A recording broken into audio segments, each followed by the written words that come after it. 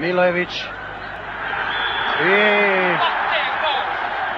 to nije bilo za belu tačku. To nije bio prekršaj za 11-terac, u ostalom pogledajmo.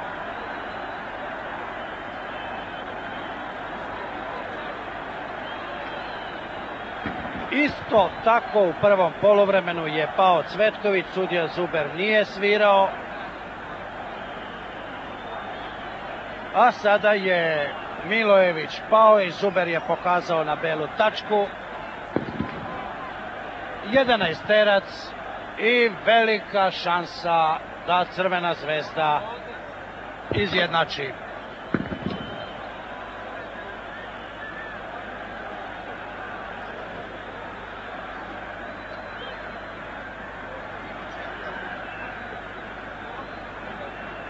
Jedanaesterac će naravno u Crvenoj zvezdi kao i toliko puta do sada izvesti Dragan Stojković.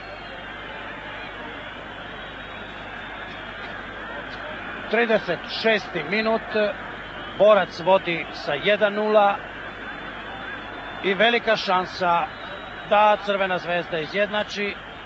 Dragan Stojković i Karalić oči u oči, a Stojković kao da je hteo da prizna